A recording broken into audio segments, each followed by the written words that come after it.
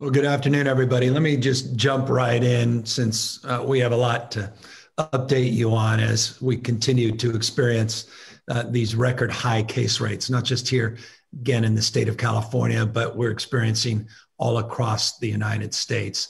Just to put this in perspective, our 7-day average in terms of new case numbers is north of 14,000, 14,657 to be precise.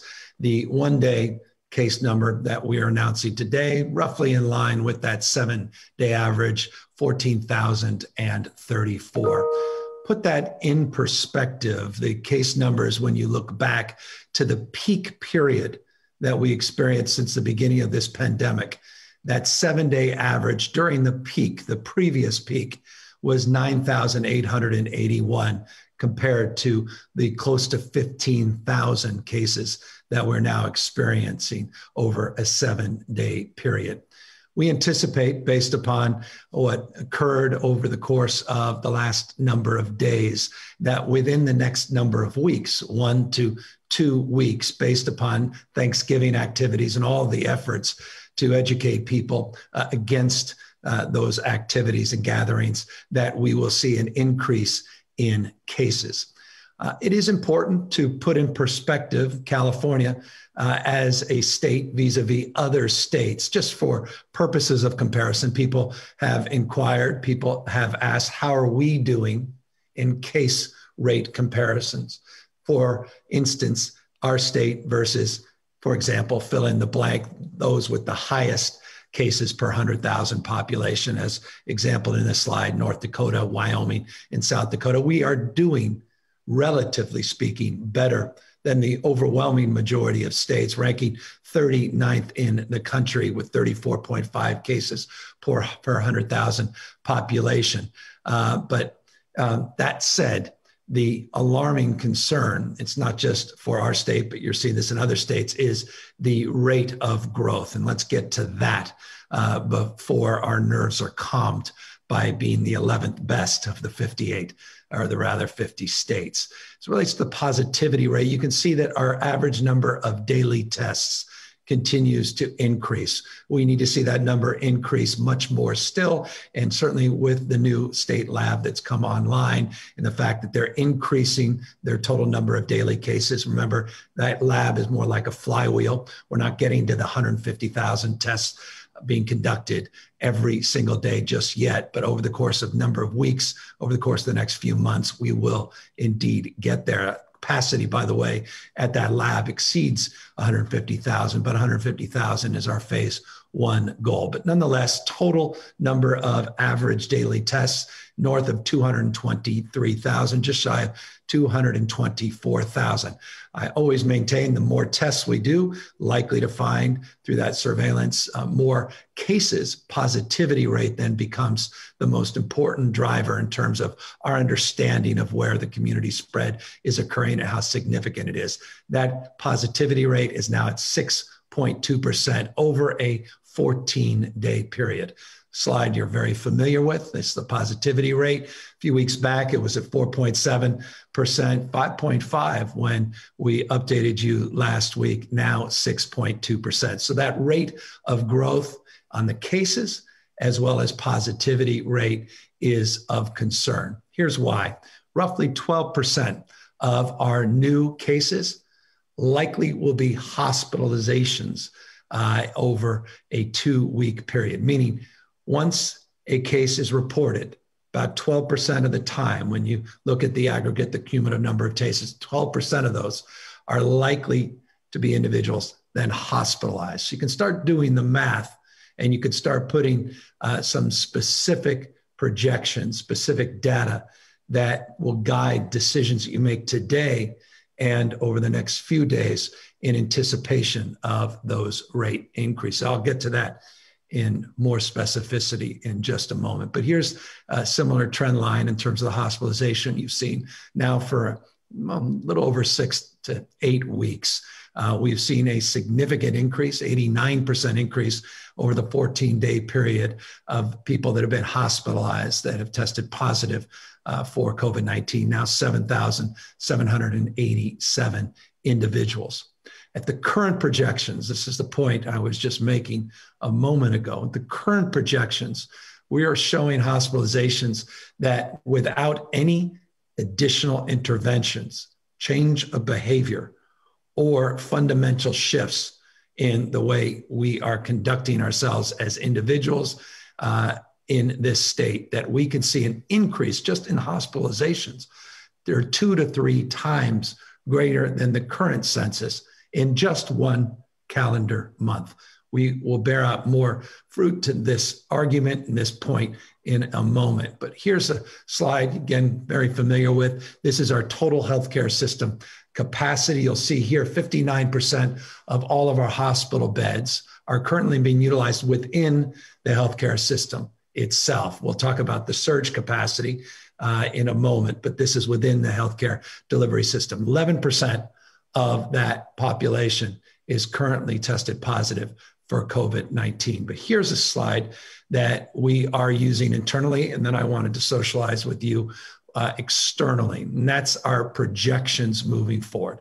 So as I noted, California healthcare system, 59% of the total number of beds are currently occupied. You can see if we project out to Christmas Eve, 12/24, less than a month from today, that we are projecting we'll get to 78% capacity. But that doesn't tell the whole story. That's in the aggregate, California as a state. But you break that down, the Bay Area, Greater Sacramento, Northern California, San Joaquin, you can see in San Joaquin Valley that we project upwards of 83% of the bed capacity being fully occupied just within the next month or so. We'll get to ICUs in just a moment.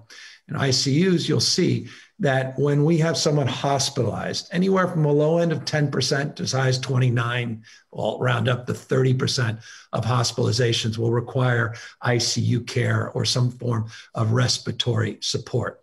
So we base number of cases, 12% likely end up in hospitals. Of those hospitalized, 10 to 30% may need respiratory support and ICU care. You can already see that trend line, this familiar slide of ICU admissions that have increased 67% in the last 2 weeks alone, 1,812 individuals now in the ICUs. That represents 23% of the total number of patients in our critical care system that have tested positive for COVID-19. So 23% of those that are currently in our ICU care system currently have tested positive for COVID-19. But let's take a look at the overall ICU system that's being occupied by individuals, or rather is being utilized by individuals needing ICU support for non-COVID related admissions. That's 75% of all of the state's beds.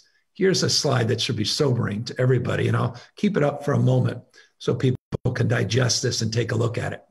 It's one thing to talk about where we might be, San Joaquin Valley, by Christmas Eve at about 83% of the capacity in our hospitals being utilized. But take a look at the ICUs. If you start breaking things down, look how quickly we go from 75% statewide, 85% already in Northern California of the ICU beds being occupied, to 134% just in early December. That's in a week or two.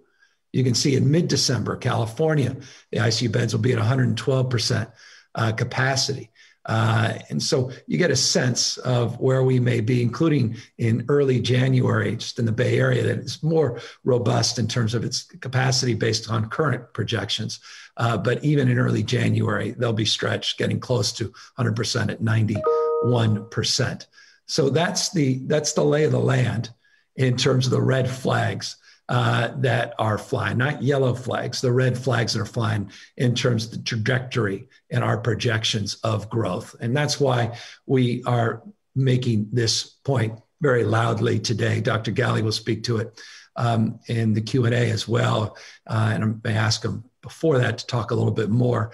But if these trends continue, we're going to have to take much more dramatic, arguably drastic action, including taking a look at those purple tiered counties. And they are now 51 of the 58 counties. We had 9 counties over the weekend move backwards. Remember, we're not waiting on our weekly cadence to make moves. We're doing it much more consistently, updating the moves.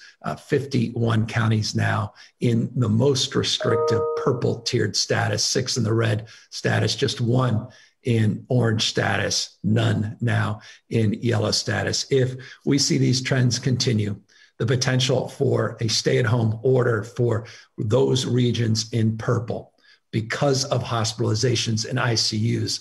We're not just now looking at positivity rates. We're not now just looking at case rates. We are now looking in real time at hospitalization numbers and ICU capacity in those regions. It will require, and we are assessing this in real time over the next day or two, to make determinations of deep purple moves in those purple tiered status that is more equivalent, more in line with the stay-at-home order that folks were familiar with in the beginning of this year, with modifications in terms of the work that we are currently doing. But we've been working with health officers up and down the state over the weekend, well aware of what was happening in LA County and Bay Area, parts of the Bay Area, and in turn, the health advisors, or rather the health officers themselves, helping advise our team in terms of what they're expecting and hoping for from the state. They're familiar with some of those, some of the recommendations that we took from them, some of the recommendations that we offered in return, that they're being worked on in real time. Dr. Galley, just because I think this is an important point to reiterate, maybe you can talk just briefly before I move on in these slides, and I'll put up this current tiered status slide as you speak, just to talk perhaps a little bit more about your conversations over the weekend, over the last week, maybe provide some insight at what we may be looking at if these ICU and hospitalization numbers continue over the next few days. Yeah, thank you, Governor. And as always, you did an excellent job sort of laying it out. But as you said, we've been in constant conversation, not just with local health officers and other leaders at the county level, but really with the healthcare delivery system leaders, checking in, people on our team at the state, checking in daily with the big systems, but also smaller regional hospitals that maybe can't ramp up as quickly and as easily. And again, remember, we are doing all that we can to anticipate the surge, building beds, adding staff, making sure equipment's available, working to make sure all of the different waivers and permissions are in place so people can really, hospitals can do all they can for the patients coming in their front doors. But we also need to address, as you pointed out, kind of that the incoming patients and making sure we're doing what we can on transmission. So focusing on what we talked about previously as non-pharmaceutical interventions, everything from where we are now with restrictions in the purple tier, 51 counties in that status, and looking at other things like all the way up to a stay-at-home order to determine how we really navigate what is a challenging time with case rates. I'll remind you that the high case numbers that we've seen in the last week and 10 days have not even begun to impact hospitals yet. We know that it takes about 2 weeks. So a few days ago, when we had a case level of 18,000 plus cases in the state, what that tells us is that's not yet impacted the hospitals, the emergency rooms, the ICUs. So really working over the weekend and frankly, day in and day out with healthcare leaders across the state to understand where their challenges are, making sure that staffing is strong. We know that staff are one of our most precious resources at this time. And they've been on that front line for many, many months. They're tired out themselves. Their families are concerned about what these high rates of spread are. So doing all that we can in our communities to protect those healthcare workers. So that's what's going on. Everything, as you know, Governor, is on the table in terms of considering how we effectively guide the state through this and working with our local partners to make sure what we do is both impactful and as time limited as possible. We know that this is hard for all Californians, and making sure that we choose something that will make a difference but that we can track that difference and give people some confidence that we will only do it as long as we need to bring the hospitals into a situation that they can handle the incoming patient numbers and provide high quality care in a way that protects our healthcare workforce as well. No, I appreciate that. And I want to just pick up a little bit on what Dr. Gelly was just saying as it relates to our preparedness, but also caution that some of the tools in the toolkit when we were at this in early part of the summer are not available to us, most notably because of the surge all across this country, the capacity of the federal government, the capacity for mutual aid coming not only from the federal system, but from even other states is more limited. And as a consequence, we are thinking in that frame about ways we can be more creative and more proactive in terms of our preparedness. I'll remind folks that of the work that we have done to prepare. In particular, it was interesting to note that California's current PPE stockpile is the largest in the United States. In fact, it's larger than the US government's stockpile. The national strategic stockpile actually has 40 million less N95 masks than the state of California. So it's just an example of what we have been doing over the last number of months to truly be prepared. Another thing we did to prepare, something that we had updated you on a relatively consistent basis, we'll start doing again very soon, is our health core. We went out a number of months ago and we asked people if they would submit their names and their unique skill set to a registry and make a determination based upon their active registration and their licensing and whether or not they can commit a certain amount of time in a certain area to a certain need, whether or not they matched. And right now we have 871 individuals that are active and registered as part of our health core. We're going to be dusting that off and working harder to get a broader swath of opportunities and make those available to individuals that may have recently retired or may have seen their license lapse, but now easily can enter back into the workforce as needed. We also talked a lot about in the past, I talked about at the beginning of this presentation, the work we did to secure our nation's first state testing lab, scale and scope, the one that we have put together here in the state of California. Again, that could not have come at a better time in terms of securing our testing needs, not only to address the growing case rates across the state, but the sector specific needs, particularly for our schools to reopen quickly, even in a challenging environment, the need to provide for the state-of-the-art PCR tests, these lab-based tests that are critical in terms of the sectoral reopening. And of course, doing what we can to procure more ventilators, not only from the federal government, but getting more ventilators in our healthcare system.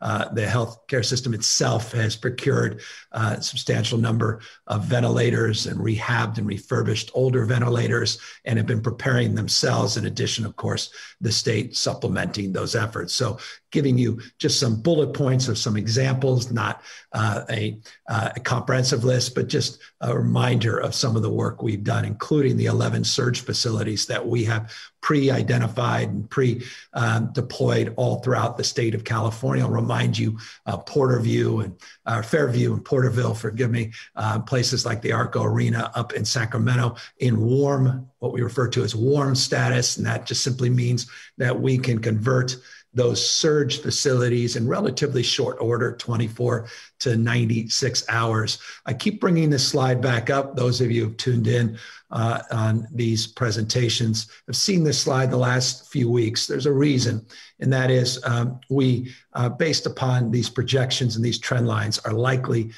to begin to need to turn these from warm status and make these fully operational. And so we're just moving slowly in that direction, just go give you a sense that this capacity up to 2,000 beds, 1,862, we have some additional capacity as needed where we could go beyond these numbers. But nonetheless, this capacity has been formalized and organized in a way that we are prepared if indeed we need to be accessing these sites. I'll remind you, if we need to access our PPE inventory, again, over 500 million units of surgical/procedure masks and N95 masks. You'll see there on the slide additional gowns and gloves, collection kits, and the like, which we continue to procure. This is not a static number. We're updating these numbers consistently.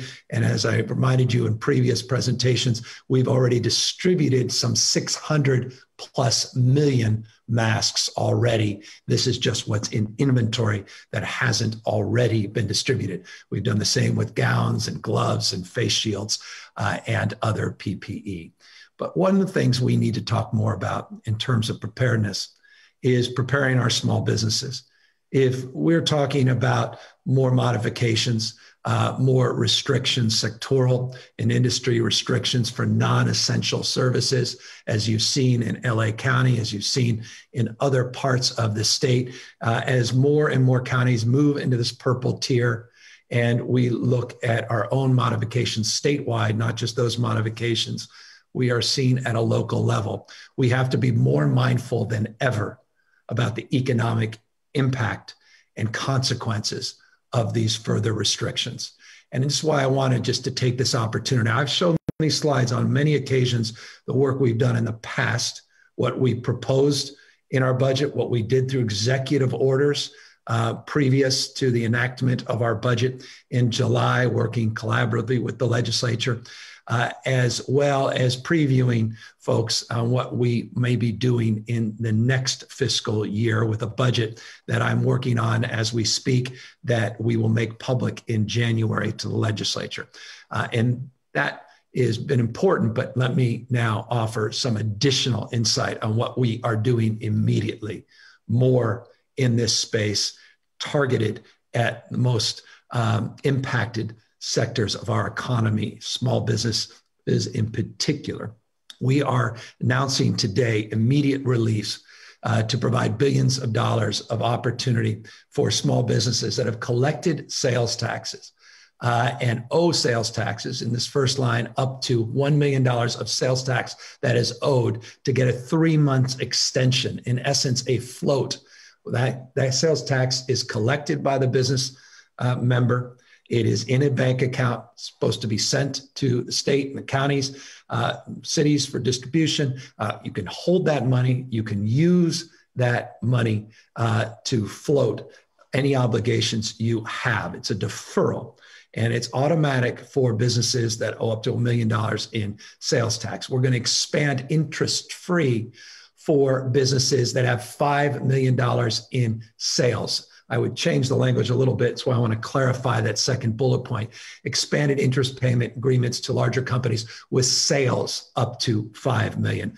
Sales tax that is owed up to $1 million, but sales we're expanding for immediate relief up to $5 million in sales. You just have to fill out a form. It's automatic for those other businesses. Fill out a form, the COVID-19.ca.gov website. It's a good first site, which will direct you to the appropriate agencies, the appropriate forms, COVID-19.ca.gov website, COVID-19.ca.gov website to learn more about these programs. But that immediate relief, we worked with the legislature. I want to thank legislative leaders for their insight, for their counsel, for their support of these efforts. And also we are expanding to those industries with operations that have been disproportionately impacted. And those are restaurants, hair salons, nail salons, bars, hospitality industry in particular that has been impacted already by the tiered status, but likely to be impacted more with regard to the prospect of additional restrictions over the next days and weeks. Here's some additional supports we're providing for immediate relief. And this is the emergency relief package, also in partnership with the legislature. This is money that we're going to get out right away, $500 million. I want to thank legislative leaders over the weekend working with our team to broadly tip the hat to support using our reserve accounts to get $500 million of additional grant money, up to $25,000 cash grants, not just to small businesses in this case, but also cultural institutions and nonprofits.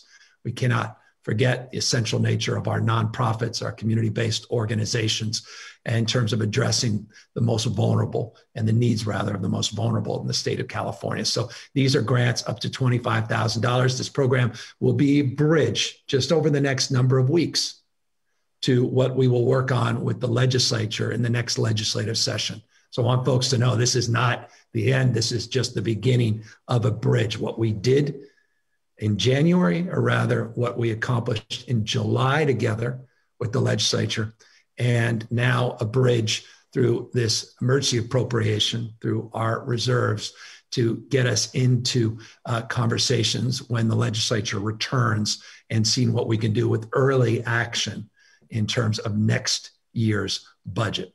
In addition to that, we are truing up, forgive me, better language. We are increasing our investment in a California Rebuilding Fund. And by the way, I'm very proud of this fund. We've had an overwhelming response. This came from our economic task force. In fact, this was, full disclosure, interesting perhaps to some.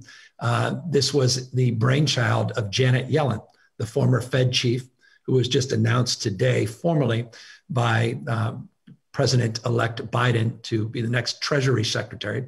She was a very active participant in our economic task force, and she talked about the importance of providing first loss funds and providing direct relief for businesses with this program.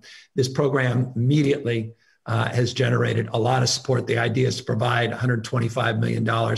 We're looking to leverage these dollars. You can see what's already happened just since we announced the first tranche of this fund a few months back, how the take-up has gone. We want to get an additional $12.5 million that will leverage tens of millions more resources to get to $125 million of relief in this first loss fund. We're also reminding people that tomorrow, literally tomorrow, because of the work we did with the legislature, again, thank you to legislative leadership, Budget Chair Ting and Holly Mitchell, their strong support of our Main Street hiring tax credit up to $100 million. Those dollars are now made available when you hire a qualified employee, a tax credit up to $1,000, up to $100,000 if you're a small business owner, that you can receive in tax credits. That program begins tomorrow, December 1st. Again, go to covid19.ca.gov website just to provide basic information where you can go to learn more about this Main Street hiring tax credit. That program goes live, again, December 1st. We also have a program, and it's remarkable to me how little attention this has earned, and we'll all take responsibility for that, but I will be stubborn to continue to remind people about this. We have waived the franchise tax in the state of California for new business startups. $100 million we set aside in July budget to encourage innovation, to encourage entrepreneurialism. I want to remind people of that program that was approved with great support of our legislature, as well as excluding all the PPP loans from any state taxes, which is something, just as a reminder, that was done recently and is very important. And it was something, again, came not only out of the legislature, but also supported by our economic task force. We also have provided for disaster relief loan guarantees of now up to $100 million. We did $50 million through an executive order. The legislature doubled that still, which was spectacular. $100 million. You can see already what these loan guarantees have done. $100 million of loan guarantees, where we are helping those that can't get traditional loans, that are falling through the cracks. We hear this all the time. You know, it's one thing if you have long established credit and you have a long established banking relationship or credit union relationship or traditional capacity to get financing, but what about everybody else? And so that's why this program was created. And this goes through our iBank, $100 million, 83% of the loans that have already gone out, women and minority owned companies. And you can see we're leveraging. This is, again, all about leveraging. It's not just the 100 million, it's leveraging tens of millions more. You can see just in one component of the two programs, the total 100 million, that we had 217 million loans approved that have already leveraged $109 million of additional support. We'll talk about additional support and we will wrap up here in just a moment, but I wanted to also remind folks of additional support we are providing our restaurants.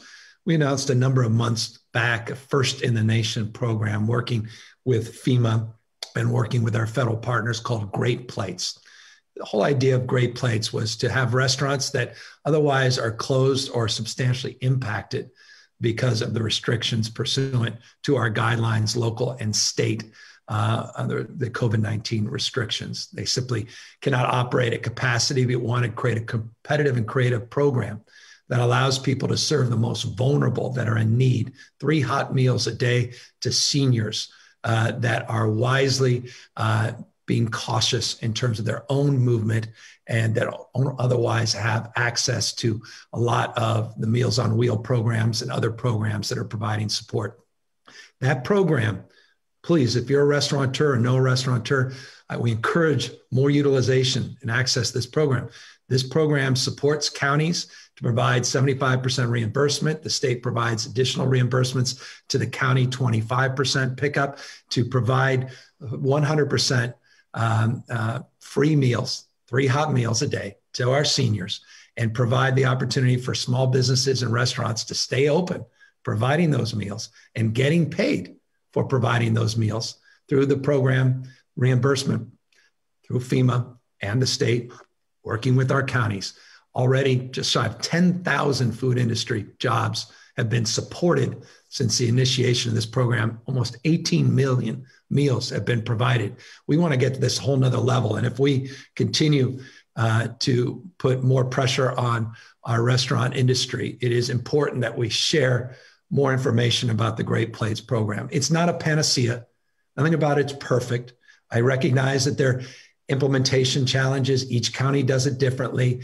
Each county, has different rules and regulations and different criteria as it relates to how they operate this specifically. But it's important that we promote it nonetheless. And I want to encourage people again to go to that covid19.ca.gov website, covid19.ca.gov website. Learn more about Great Plates. See if it works for you. It may not work for you, but if it does, this could be very, very helpful during the next 6 to 8 to 10 weeks as we work through the most challenging period since the beginning of this pandemic. I'll remind people we did an executive order on commercial eviction, freezing those commercial evictions through the end of March.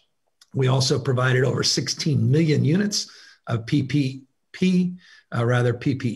this personal protective gear, to our small businessmen and women, free, getting those out so that they weren't having to procure those directly and using precious resources to do that. We also have provided additional support. Again, I want to thank the legislature for their strong work in this to really amplify the work that's being done in our 86 small business centers. And I want to encourage small businessmen and women to use those small business centers. There's a treasure trove of resources, information. 86 of these are part of this broader network all up and down the state of California, provided additional support, additional staff. We did it as well to our economic program, our team called GoBiz, all with an idea of getting you more information about how you can get more support. And that's what this slide here represents. These are existing supports. Small Business Association provides the economic industry, rather injury, disaster loans, as well as these loan advances. These small business centers have all the information. It's important to access to get more information so you can get that support from the SBA. And as you may recall, we were the first state to act to get these, what we call EIDL loans. California was the first to move to get these disaster loans. And you could see we've already drawn down 549,000 businesses have received one portion of those loans. $34 billion have been received. These loan advances, $2.7 billion of grants have been received. Over 800,000 businesses have taken advantage. If you haven't, please learn more about it. Again, go to covid19.ca.gov. And another program that's so essential, so fundamental is the PPP program.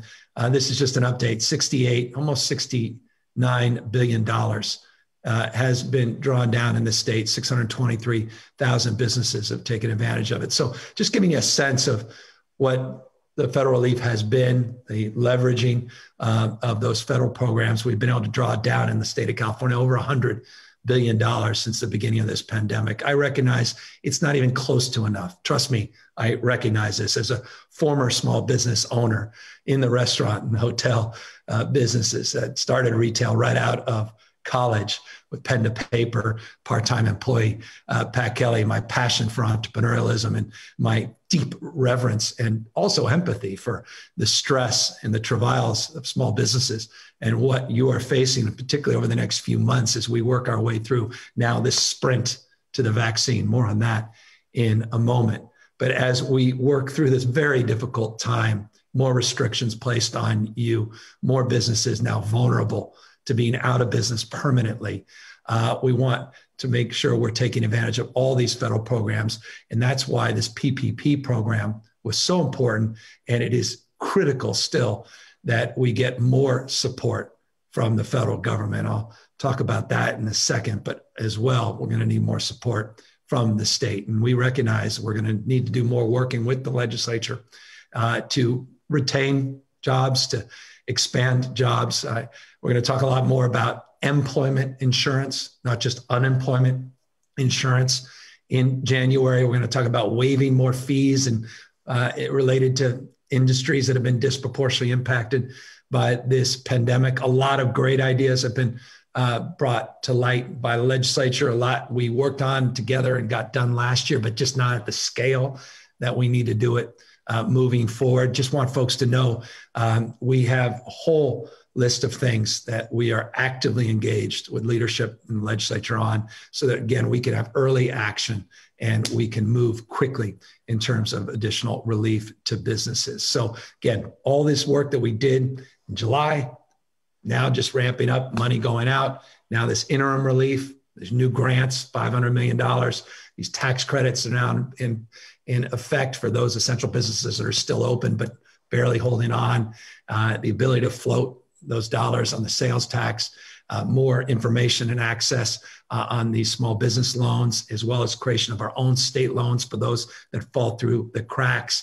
And of course, work that we need to do in terms of the micro support for small businesses. And then that last line here, more infrastructure, more broader long-term, medium and long-term economic development strategies, housing, and larger infrastructure projects, and how we can accelerate even more of that infrastructure funding than we have already, all part and parcel of what we'll be moving into January. But as I said just a moment ago, let me just conclude in terms of this topic, that we can't do this alone. Even though we are the fifth largest economy in the world, it's been 248 days since that CARES Act and the PPP money drying up, money across the spectrum drying up in terms of those reliefs, the individual relief checks, UI checks, PUA checks, all these other supports drying up.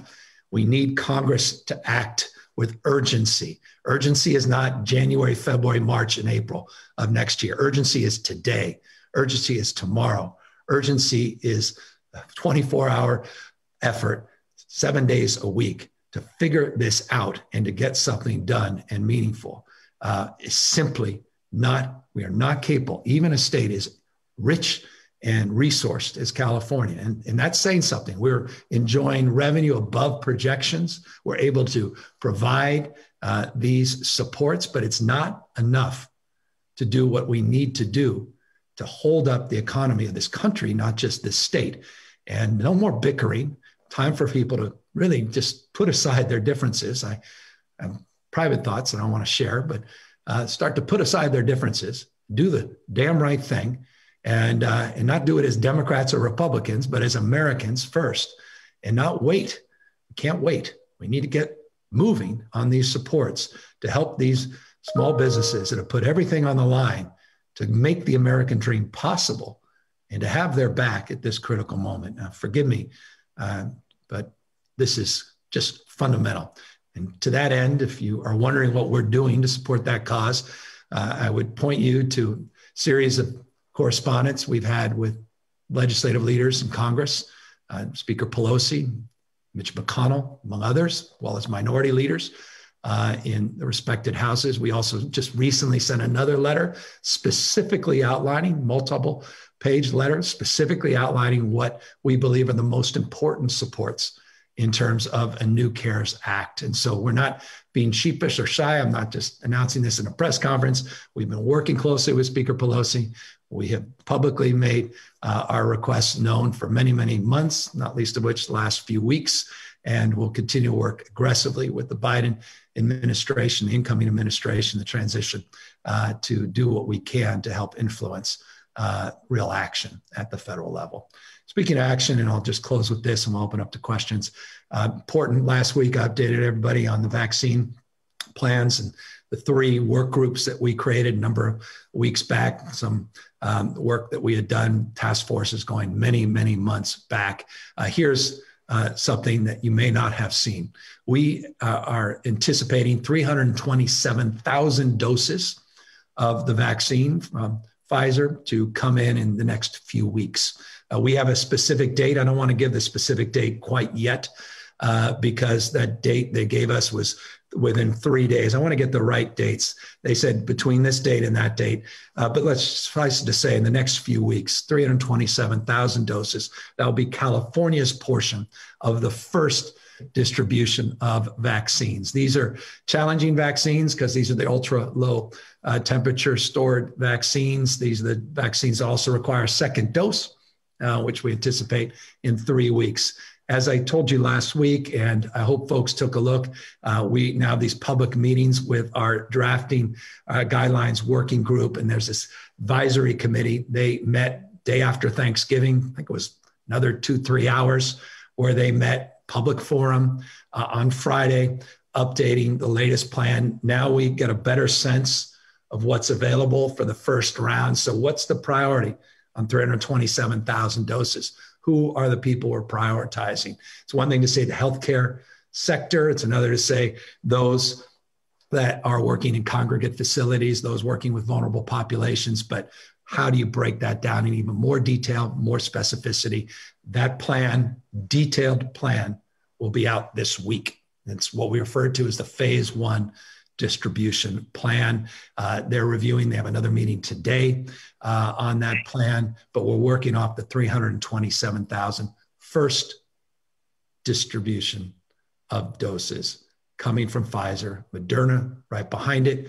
And quite literally, we are tracking hundreds of others that are in this space, working all across the globe, including dozens of others that are in advanced trials that are also part of our working groups, sort of purview, not of direct responsibility, but authority in terms of their calculus on when things to start arrive, when we'll start to see significant increases at scale of doses of vaccine that will be made available more broadly to you and me and the broader general public. So that's just a quick update on the vaccines. As always, encourage you to do what we can to abide by these health rules and all the critical non-pharmaceutical interventions that we have been talking about for many, many months.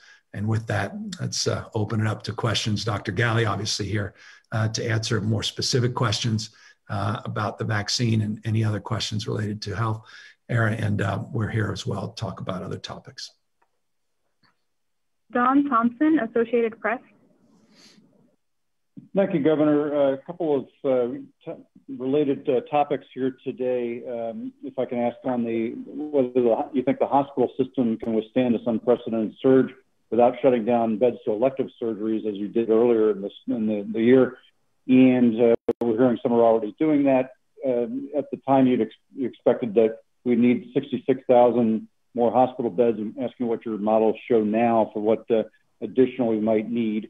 And then secondly, on you're telegraphing that we might see a more stay-at-home orders. What sort of thresholds are you using or expect to be using to determine when you will have those county-by-county stay-at-home orders? Thank you. Don, all outstanding questions. So Dr. Galley, I'll pull you back in. I pulled up the slide again, just in terms of our healthcare system projections. So once again, people get a sense of what we're projecting to occur in the next few weeks. Don asked a number of very specific questions that even move beyond the short-term projections. I think he was referring with that 66,000 number to some of this information that we provided earlier, March and April. Give me a sense, Dr. Galley, where you anticipate the system capacity to really start to feel stress, but also maybe break down that it's not just the Bay Area in the aggregate. It's really, as you say, regional hospitals, specific hospitals that may feel pressure points even sooner than that. Yeah, thank you. And thanks for really excellent questions. I'll tell you that it's important, and the governor's used it a couple of times to talk about the regional aspect of hospital delivery systems. You know, some counties in California don't themselves have a hospital, certainly don't have many ICU beds, so they depend on regional networks of hospitals, different systems coming together. So we are looking at this from a regional basis first and foremost, because what matters is if a patient needs care and they can't get it in a hospital in their community, in their county, then we need to make sure that surrounding counties' hospitals are able to serve those individuals. So you see here on this slide, we have a number of various county regions or regions in California made up of multiple counties. And we look out at when their beds, their total hospital beds might be filled. You might say, look, there's a little room in the hospitals even at the end of December. And much of the surge capacity that we have built up is able to take care of what we say are medical surgical beds. They are not ICU equivalent beds. What we worry about at this time is specifically the ICUs. The governor mentioned that cases today turn into hospitalizations at about 12% in 2 weeks. And then from there, we know that a number of those individuals will move on to need critical care in intensive care units. What does that mean? Usually specialized space, specialized equipment, and specialized staff. So in this slide, you'll see that around that same time, even when we might only be using 70% of our total hospital beds across the state, we're using over 100% of the projected current capacity of intensive care unit space. Now, hospitals have ability to build up some additional ICU space.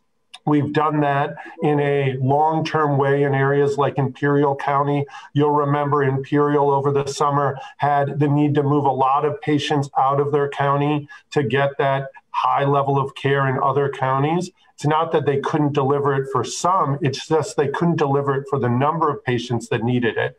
We have since worked with those hospitals to build ongoing intensive care unit capacity so that not as many patients, hopefully no patients, need to be transferred out. They have that internal capacity. We've been working that in other parts of the state as well to increase our ability to take care of individuals. But bottom line is we are looking at intensive care unit capacity as the primary trigger for deeper, more restrictive actions, because when that capacity goes away, or even when it gets stretched so far that staffing is stretched, that we have to have, set up space that isn't typically used for intensive care units, we know that the quality of care, not because of anyone's fault, not because people aren't being attentive, to the contrary, they're working so hard, so fast that the quality of care sometimes takes a dip and we see outcomes we don't want to see. So we are doing all we can to see that coming, to anticipate that, so that, as you can see in this slide, the second half of December, when we anticipate if we don't make changes to how transmission is going today, we may have some limitations, some real concerns in certain regions and specific communities in certain regions of the state that we want to stay out in front of that. That's why we're working with the health system partners now, those local health officers, to anticipate what their unique models show in their own regions. But statewide, we see that the second half of December could be pushing the limits in some areas, that we want to act sooner than that so that we can get transmission down and we can handle those potential high ICU surges. And Dr. Galley, if I may just interject, what I think is important before everyone, and I say this respectfully, and before everyone runs with headlines saying this is what the state anticipates. We don't anticipate this. This is in the absence of making better decisions. This is a chart that says if we just sit back and we are bystanders at this moment, and we don't subsequently improve upon our existing efforts, this is what we project might occur. And so I want folks to know that we intend to bend this proverbial curve and impact these statistics favorably. You specifically, Don, asked about elected surgeries, and it's important to note many hospitals already are suspending elected surgeries. But Dr. Galley, perhaps you could talk more formally about elected surgeries, which in the beginning of this pandemic certainly were suspended all voluntarily, I should add, in the beginning of this pandemic, but now increasingly are just beginning to be suspended based upon the input you've received from the system itself. Yeah, Governor, the reminder that it was voluntary in the beginning because people anticipated the need to prepare for surge. We didn't know nearly as much as we did then about COVID. And frankly, we saw that stopping some procedures earlier than we needed to created other health consequences beyond COVID. We always look at this not just about COVID health, but about broad health and public health, broadly speaking. So a number of hospitals have already made decisions because their systems are impacted enough to begin to decrease and even suspend entirely some of those scheduled surgeries. And we're not talking scheduled surgeries like, oh, it's fine to do it today and we can wait 6 months. Some of these are very important procedures, things like inserting dialysis catheters, heart valve replacements, certain procedures to make sure cancer care goes as well as it is. It's not that it has to happen today for certain, but waiting weeks and weeks and weeks could have significant consequences. So it's this fine balance, but a number of systems and hospitals specifically, if you looked in the Central Valley, you looked in parts of Southern California and the Bay Area, I'm sure in Sacramento already, certain hospitals, certain systems are making the decision to reduce those in part and maybe even suspend them entirely until we see how the next few weeks plays out. The other thing to remind you that many of those services and surgeries can be stopped fairly quickly. So the next day or 2 days out, so they can keep those scheduled for now, but pretty quickly turn off that demand and really protect the rest of the healthcare delivery system. So we're working hard hand in hand with California Hospital Association specific systems to make sure that we time it correctly to make sure that capacity is available when we need it. Yeah. And on just the last part of your question about just the previewing more restrictive measures, I can assure you those are being assessed in real time. Do not anticipate, again, week by week announcements in this space.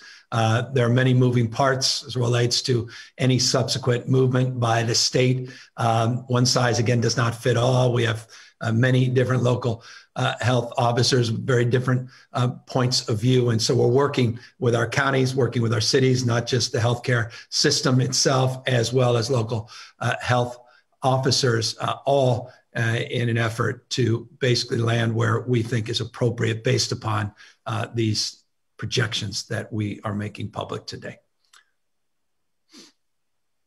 Stephanie Alam, CNN. Hi, Governor and Dr. Galley. My question is about the fact that California is one of the most strict when it comes to the COVID restrictions that we're seeing, and yet we still have this case explosion here. And I would love to hear why you think that is. Is it just people are tired of dealing with the pandemic? And if so, does that mean, as you're looking at these more strict stay-at-home orders like we have here in Los Angeles County starting today, does that mean that perhaps there will also be more of a intensity on having some of these restrictions followed, the reinforcement of that? Could you speak to that too, please? Thank you. Thank you. Thank you for the question. I want to go back to the slide on case rates and positivity rates, because I want to put it in perspective. When we talk about surges, so often is the case, particularly as I read the headlines, is that people lead with case numbers. I want to remind people California's equivalent population of 21 states combined in this country. So I think for California, and I would ask this for consideration, I don't have any great expectation, but just for consideration, when we do report in California, that it's a different level of reporting in the context of the size and scale of this state. Not only are we testing more and more people, as is the case now, over 200,000+ people a day, we have to do a lot more, and I'm very cognizant of that. We should expect those case numbers to be high in a state this large. The positivity rate, again, is the number in this slide that I think is incredibly important to track. And you're absolutely correct. And I appreciate the frame of your question. We have certainly seen an increase in the last number of weeks in not only the case rates, but also, more importantly, perhaps, the positivity rate. And that positivity rate, just in the last few weeks, 4.7 to 6.2, is disconcerting. We know that that will impact our healthcare system and the hospitals, which we talked about. And we obviously recognize the impact that will have in terms of our ICUs. But I do want just to note that 6.2% is not the highest the state has seen, but the projected rate of increase is at a level that we haven't seen. And so you're correct to refer to this as a surge as of late. Now, all of that was a preamble, not an answer to your question. You specifically asked why. Why have we experienced this increase as of late? And for that, I have very strong opinions, but they're primarily formed by my team. And notably by Dr. Galley. Best to have Dr. Galley come back up and talk about the mixing we have seen, the broader fatigue as it relates to COVID fatigue that's been well considered. But he can talk more specifically about the areas we are seeing an increase in transmission, be it our congregate facilities, be it at restaurants, be it simply perhaps outstandingly notably in households and in gatherings outside of our household as well. Doctor? Yeah, I think really excellent question, one that we are answering constantly these days. And I will just start by saying that so many Californians continue to do the right things. They do have their guard up. It's easy to drop it, and no one can blame you after months and months of messages about masking and physical distancing and staying at home. We get it. We know that it's hard, but those are the tools that are going to carry us through. Certainly some of this has to do with that COVID fatigue, that COVID resentment. Sometimes I like to call it, people just want to be done with this, but it doesn't take a break just because we're tired of it. And that's why we continue to support Californians with messages to add some of these additional supports that the governor mentioned today. And really with the hope of some of the news around vaccine, that our most vulnerable could be getting vaccinated. Our frontline healthcare workers could be getting vaccinated in just a matter of weeks, opening the gateway to so many more receiving this important tool that protect us. The other fact is that you see the map of the US, and it's as though the weather's moving from the east to the west. COVID is moving in that direction. It had been sort of in the eastern part of the Midwest, now moving to the western part of the Midwest, really knocking on California's door with a number of people returning from trips and travel. Hopefully they take the advisory on quarantining very seriously, and they protect themselves, their family, and their communities by doing that right thing. That could help reduce transmission a bit, but we know that travel and that mixing that's happening do drive transmission, and that's going to be an important piece of it. With the level of cases transmitting, this slide here, 34.5 cases per 100,000 people. I'll remind you that that's roughly 4 times higher than it was many weeks ago. And that means that activities that people thought a month ago were safe and lower risk today are higher risk. So part of this is we need to recalibrate for a short period of time what we do to keep this transmission down, protect those who could become sick and hospitalized and need that care, and frankly, to keep the death toll in California as low as we can, given what we've seen in the past many months. And with that hope of the news of the vaccine, I think California can do it. But we are really in a different situation with transmission than we've ever faced before. And it is every activity a month ago, lower risk, this month, higher risk than ever before.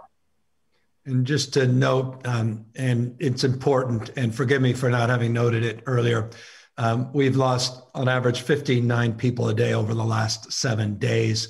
We're starting to see the death rate begin to go back up, not significantly yet, though modestly. It was going down on a pretty consistent basis, started to flatten, and now we're starting to see those numbers go back up. This is exactly the trend line we most feared and one we most fear going forward. Brittany Johnson, KCRA. Hi, my name is Brittany Johnson. I'm with KCRA. Thank you for taking my questions here. I have two questions today, one about California testing data protocol and a question about self-quarantining. On testing, is California going to wait for FDA approval before doing its own vaccine data testing, or will the state start doing data on its own to speed up distribution? And then a question about self-quarantining. People who traveled out of state being asked to self-quarantine, especially over this Thanksgiving holiday. How can we be sure that people are taking it upon themselves to self-quarantine? Is this on the honor system, or is there some sort of watchdog group that's going to be out making sure people are self-quarantining? And what exactly is self-quarantining? Meaning, if you are to self-quarantine, how do you do that? What is expected of you if you self-quarantine? I feel like I can answer the latter part of your question, since precisely what I'm doing and why I'm talking to you from my home and not our state operations center, which is typical. But let me back up a little bit. Last week, and I encourage you to the extent you could take a look at the presentation I made last week as it relates to vaccines specifically.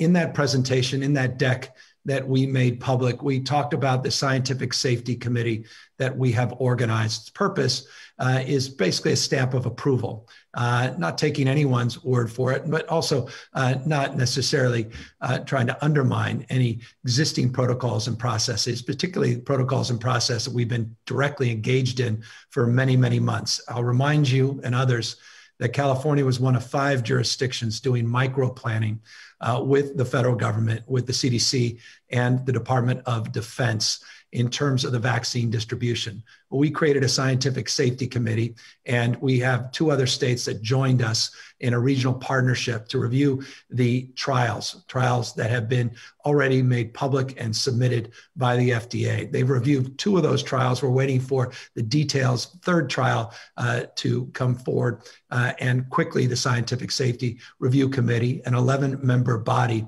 will review that data independently to certify it. It's all about building trust, and it's also about speed to determination. This is not intended to delay in any way, shape, or form the distribution, quite the contrary, of the vaccine. It's basically to support trust building and to provide a next set of eyes from some of the world's leading experts that just happen to reside here in the state of California. As you also may have noted from the presentation that I provided just a few moments ago, and you can see in this slide that we put up, the California Vaccine Update, that we have another work group. This is the Drafting Guidelines work group that will make the determination from an equity lens on how to prioritize the distribution of the vaccine. So you have the Safety Committee and you have the Guidelines work group, and they are working with a community advisory body that meets today, that met on Friday, and those meetings are public. And I encourage you and others to tune in and learn more about these plans. I noted that our phase 1A distribution, which is these 327,000 doses that we anticipate receiving within the next 2 weeks, that we will be providing allocation strategy and plan in a very public way later this week, pursuant to the commitments we made when we established the Guidelines Working Group and the Community Advisory Committee. And so that you should anticipate And I would encourage people to learn more by tuning in to their advisory meetings, again, that are public. As it relates to additional comments about vaccines, Dr. Galley, why don't you jump in and perhaps amplify a little bit more fully the vaccination protocols, and then maybe talk a little bit about the guidelines that we have posted relating to self-quarantine, and I'll just fill in some personal points as a point of privilege as someone now on day 8 or 9 of my own home quarantine. Yeah, thanks. So just building upon what you said, Governor, with the vaccines, that scientific safety committee is not doing its own trials or doing its own original work. They really are reviewing the same information that the FDA has. Just from a California perspective, we wanted people who are familiar with California, who live across our state, who look like Californians, speak languages of Californians, and can really endorse that this is something that is safe, that they would take themselves, they would ask their families to take. So that stamp of approval is strong, and that Californians can benefit from that tool with that bit of extra trust and trustworthiness that we intend to build up as we go along. As the governor has said to me, the vaccines implementation will happen at the speed of trust. And that is part of the reason why we have built a set of committees, a set of actions, and a set of communications with each of you so that we can build that trust, share our concerns as well,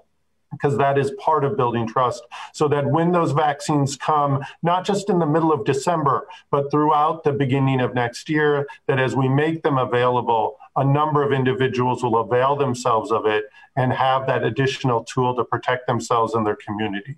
So that's coming. The governor laid out exactly the timeline. We're working really quickly and hard with so many Californians, and I'll just add my gratitude to them who volunteered their time to make this a success. Those counties, those hospital systems that are getting prepared to administer first to frontline healthcare workers and then to others across the state. So not only do we build up a body of evidence and endorsement, but we really have the boots on the ground and the tools to do this like no other state, so that everybody in California who's interested, who builds up the sense of this is for me, this will add to my ability to protect myself and my family, that it's available without haste to all of them. As it goes to quarantine, Governor, you and I have talked a little bit about this because of your own experience and what you and your family are going through. And I'm grateful to all Californians who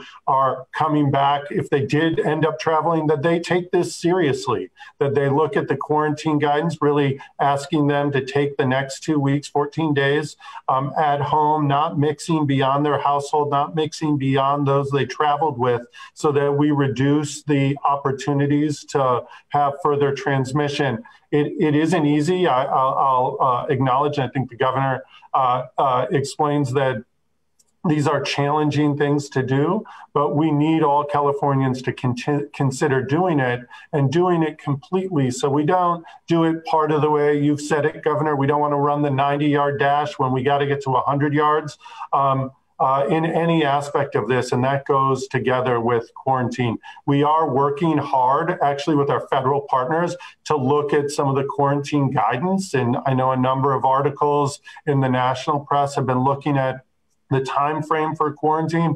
And when we think that it's appropriate to update that, working with our CDC partners and experts, we will do that. But for now, it's 14 days recommended. No enforcement necessarily, no group that is going to be tracking whether you do or don't do it. You may call it the honor system. I call it Californians continuing to do the right thing as it relates to COVID, getting us through the next many weeks, not years more of this, not even necessarily the same intensity over many, many more months, but really as we move into this second half of our response, doing things that we know will protect our families and communities and ourselves as it relates to quarantine. Yeah, and we I think belabored this, and I won't belabor you with my personal experience with this, except to say deep empathy and moreover, deep respect, particularly for families, particularly for those that do not have any support, may not even have a spouse in terms of the work they have to do in that environment. And so I just want to extend a deep level of appreciation, increased level of understanding what we're asking people to do for these quarantine period. But I hope people understand the magnitude of this moment and why we are asking people to do that. And so I encourage folks that have come back from the holidays, come back from Thanksgiving week or weekend to consider very, very seriously the moment we're in, the difficulty and challenges we will face as a state, as a nation over the next few weeks, perhaps few months, as we sprint with light, very bright light at the end of the tunnel, not a marathon, but a sprint to the vaccine. Sophia Balog, Sacramento Bee. Hi, Governor.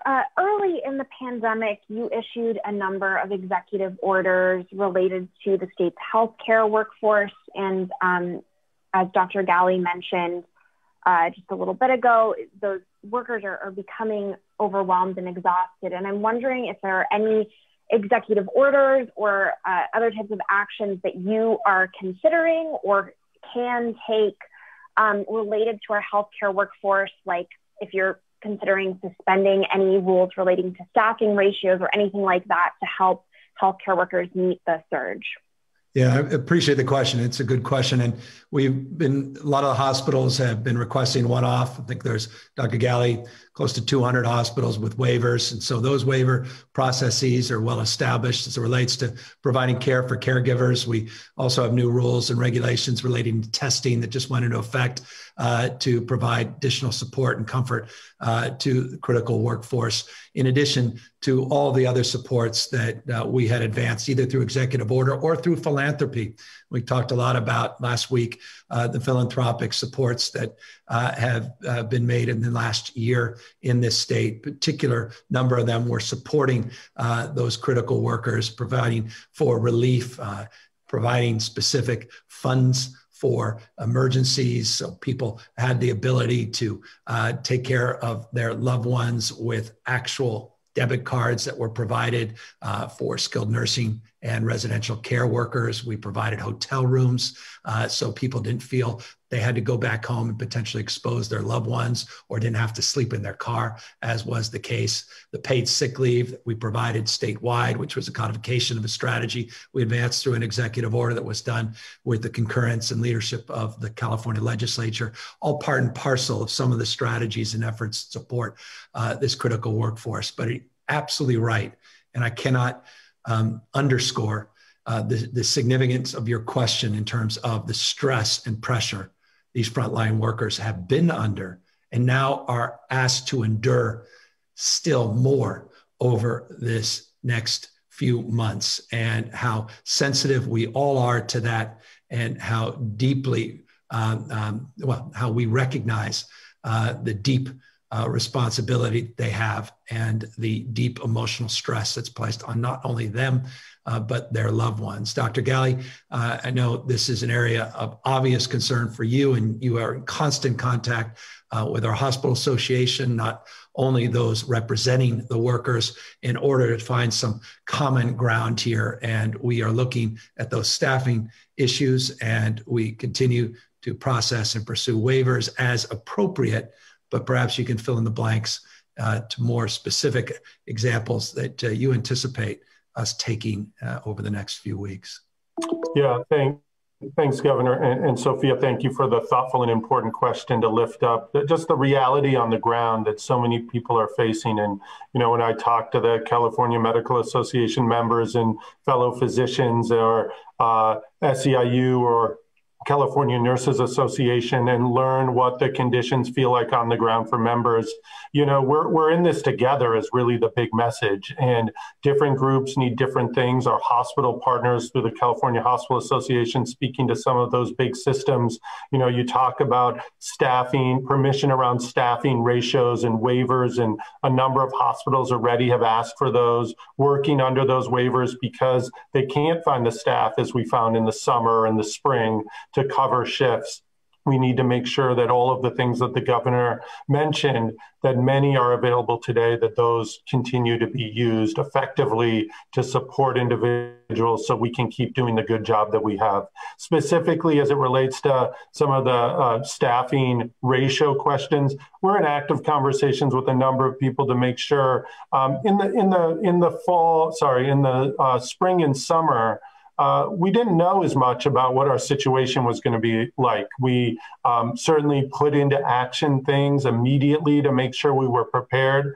Today, in a more balanced way, we're having those conversations, making sure that we continue to move forward with strong staffing provisions while also recognizing the pressures that people are under when a number of COVID positive patients come in through the emergency room overnight or over the course of weeks to make sure that they have that staffing. So we'll be making some important announcements in this space, posting some additional guidance so hospitals know how to act, that they have the support and the protection they need to care for patients, and that staff have the support that they need. The governor mentioned some provisions put out last week around staff testing, but these things all go hand in hand as a package of things to support us to do what we need to do. All of that said, this does not diminish the ongoing need for us as community members and as individuals in California to do our part to make sure transmission is reduced as far as possible. So those frontline workers, those systems that are there to care for you for COVID and beyond, heart attacks, strokes, et cetera, that it's available and they can do the best job that they can. So all of those provisions that you mentioned, Sophia, can only really make the difference if we continue to push that front end work, those non-pharmaceutical interventions, those things that we know can keep transmission low across the state. Final question, Alex Michelson, Fox 11.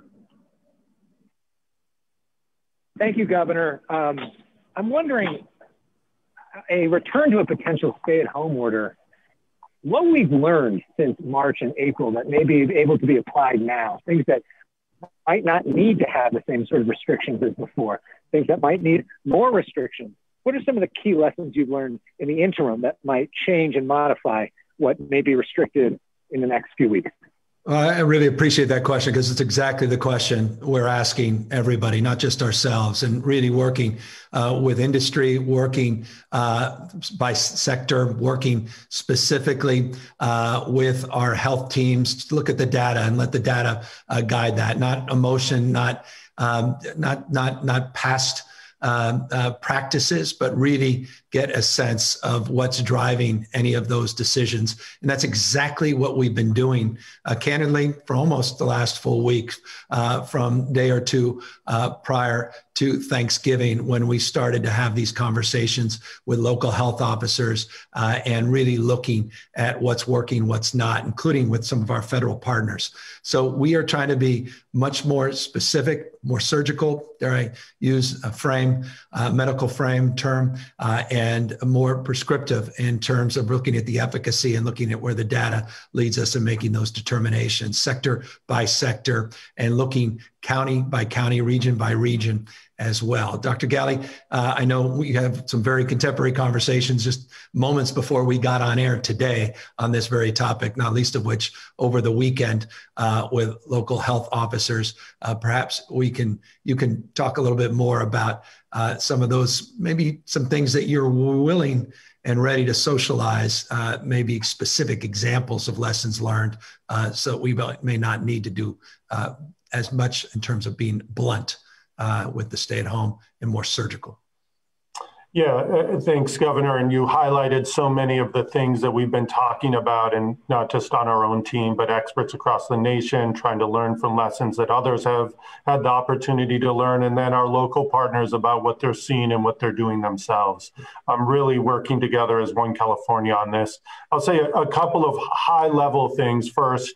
Everybody wants us to identify the sector where spread is happening.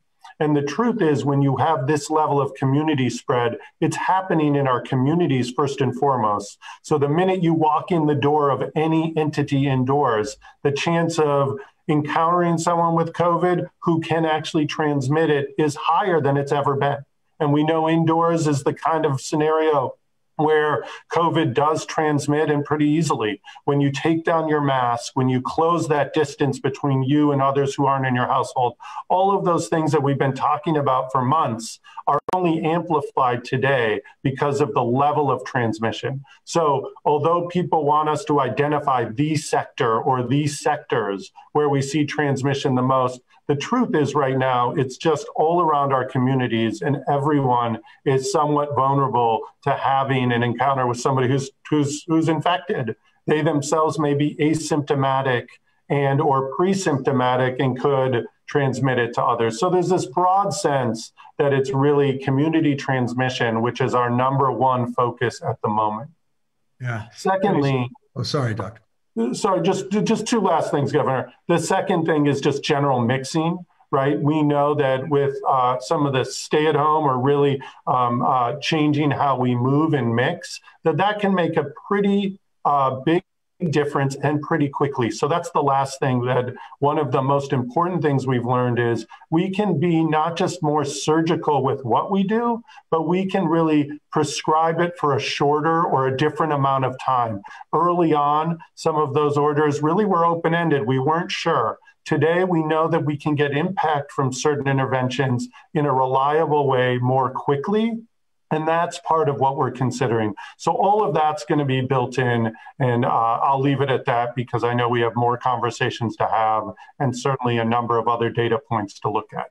No, I think that the point you just made, Dr. Galley, is so important. It's time to implementation and the socialization of these strategies, meaning the marketing and support around them to make sure that the public understands them, the businesses and the sectors that are impacted by these restrictions understand them, that we are monitoring the level of connection association with the rules so that they're meaningful to anybody. So time, and then the issue of indoor versus outdoor, that's just fundamental. Of course, that's not particularly novel, new. That's pretty self-evident to anyone that's been paying attention, but more activity outdoor. The challenge now, as Dr. Galley says, it gets colder and colder, more difficult it is to maintain the level of activities that we've experienced outdoors as more and more pressure is now being placed on people coming back indoors. Nonetheless, let's just end not only the response to your question, but end this presentation, except to say this. We'll be seeing a lot more of you all this week. This is a dynamic week. This is an incredibly important week in the history of this pandemic for this nation, not just this state. And I can assure you that we will be coming out with some additional information, some additional recommendations in the very, very near future. We look forward to taking more questions. We look forward to being more responsive, and we look forward to being more ubiquitous in the coming days. Take care, everybody, and thank you very much for tuning in.